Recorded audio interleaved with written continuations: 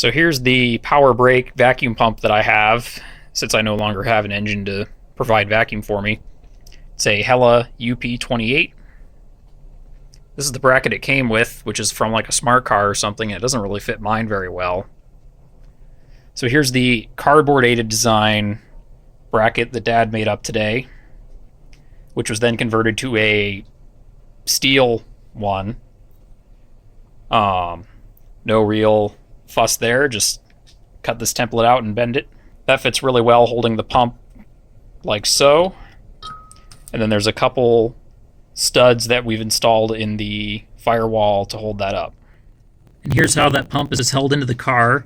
If you can see it all, that hole there, that's actually where the clutch master cylinder used to go. And we've reused the threaded nut that was in the car to secure the studs that are then used to hold on the bracket. Up here is the vacuum pressure switch. So this outlet will connect to one side of this, and then the other side connects up to the brake booster. Oh, and there will be a one-way valve between the pump and the pressure switch there. And then a relay that activates when the pressure switch requests vacuum and the ignition is on, will turn the pump on and off. And that's going to be fed by this fuse box, which there's a partly complete bracket for. That mounts about there-ish. So that'll receive 12-volt power from the battery in the back. That'll distribute it out to some of the new high-power loads, mainly the power steering pump and the two water pumps back there, and also some lower power ones like the power brake pump. All right, here's the brake vacuum system all plumbed up. And I've run a temporary, well, I've run a wire for the feed to this fuse box. I haven't secured it yet, but it's hooked up. So I'm just gonna plug this pump in directly to power through this fuse here and see if it runs. Yeah.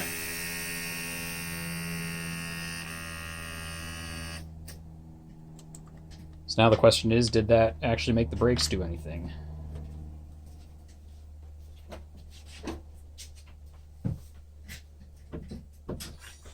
Oh yeah, there's power there. Obviously this system doesn't have a reservoir, so there's really only vacuum for one push, but it does work. It didn't take that long to pump down either. So now I got to wire up a relay to the vacuum switch so it runs automatically and secure all this wiring down and stuff. Alright, while it does work, it's a little lackluster, which is kind of unsurprising. So I'll need to plan out a reservoir as well as maybe a larger pump, but that'll require further experimentation. Alright, here's the pump wired up. We've set it up so that there's a relay just behind it. The relay gets switched on when that switch here calls for vacuum and when the key is on.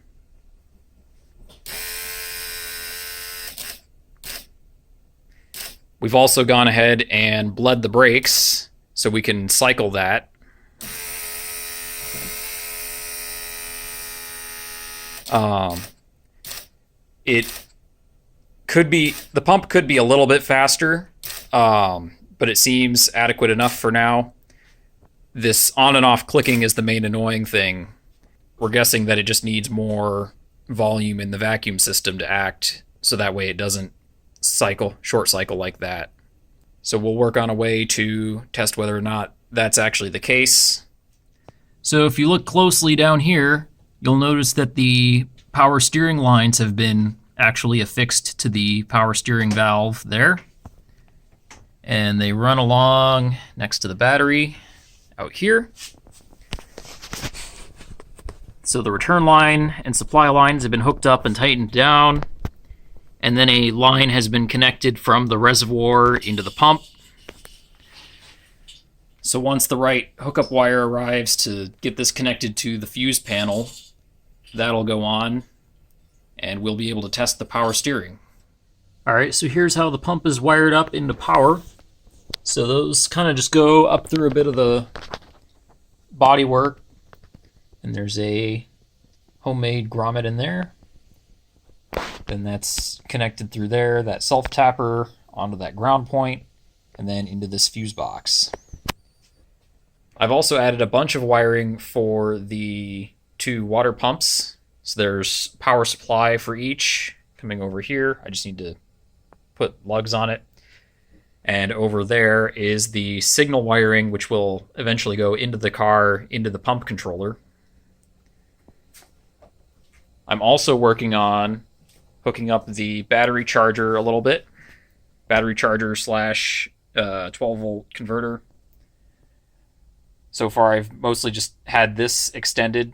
So that connector is the one that plugs into the battery DC-DC converter unit.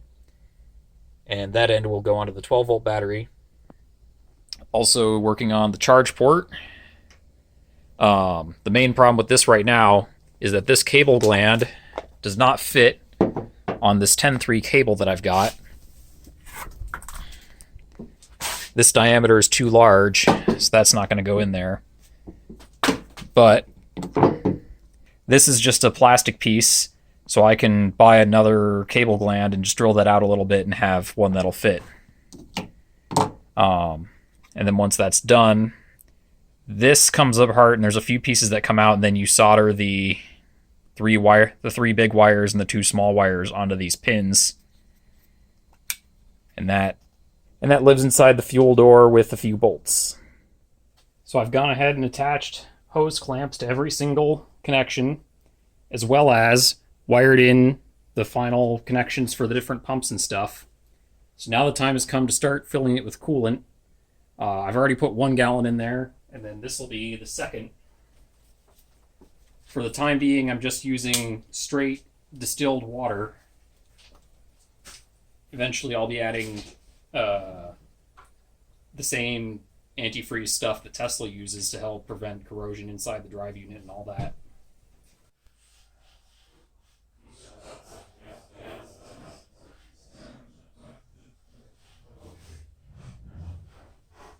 Alright, so now it's full up to this inlet for this pump. So now I'll keep adding until I can't get any more in here, and then we'll probably have to run the pumps to circulate water into the rest of it. I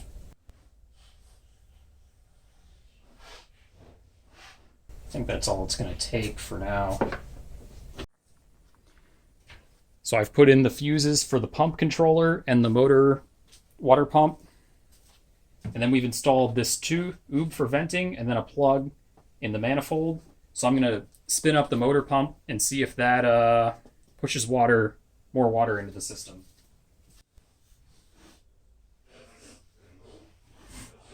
Or I felt like I heard air coming out somewhere. Well, yeah, since it was pushing water towards the back, some would have come up, and then it might have. Got some water dripping. Yeah. Under it. Actively? Yeah. Where? There's pile right there. Oh. Huh. Actively is dripping. Where'd that come from?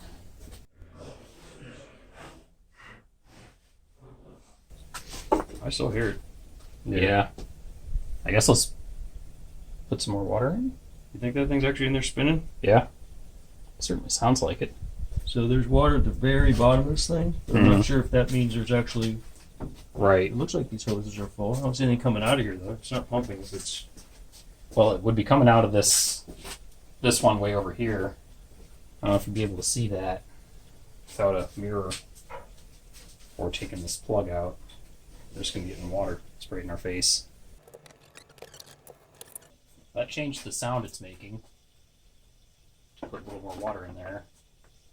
I wonder if it's running like that because it thinks it's empty. Where's the pump now? That's crazy smart. Huh? Yeah, that thing is like full on LIN bus digital communication. That is a thoroughly digital device. Oh Jesus. Unfortunately, I don't have the code that reads the LIN bus on that, so I can't get all the status flags and stuff, but let me see if I can't speed it up a little again. Oh, wait. Not with that funnel like this. Just put your hand on it. No, I'm just gonna screw this cap in there. This Alright. clear leg in there. Yeah, it's right up to the bottom of the thing here.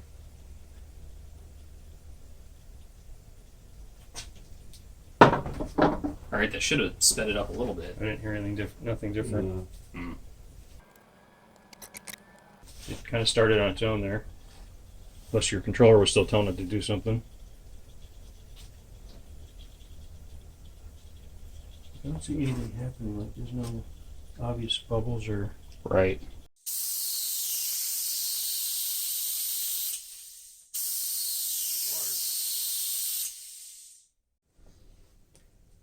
So I found the problem with the pump controller, which was just that I pushed the wrong button and it was in a weird mode, so it wasn't working. So now that it's been booted up and I haven't broken it, I have full variable control over the pumps. I've installed the fuse for the large pump as well, so I can start trying to bleed that. I've got the small pump running. I don't think you can really hear that over the sound of the timer that's running for the fountain pump in the shop, which is nice because it's pretty quiet. I've also got a big piece of tube here hooked up to this port here, so that way air can also escape through here. And it's another way to help fill it so that I can help get the water above the outlet of the large pump. So I'm going to shut off the small pump, then take the screw out of the top of the outlet from the large pump and see if I can get water to come out of that. And then once that's done, I'll run the large pump and start getting water into the batteries. That's probably good enough. So let's spool the big pump and see what happens. All right, it's running. I've set it for a very low speed and the water level dipped a little bit.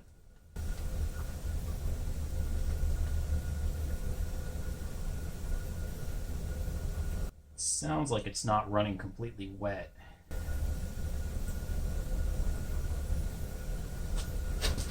But I'll try just adding water with that on low speed and see if it'll pump it around for me.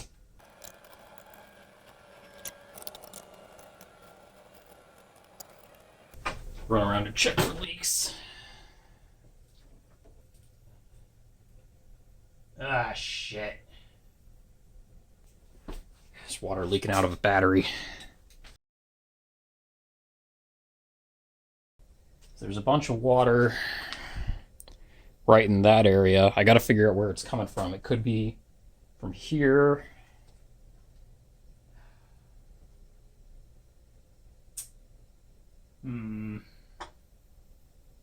Where is that coming from? Oh, shit, and there's a bunch on top of there. There's some over here, too. It's definitely not connected to any...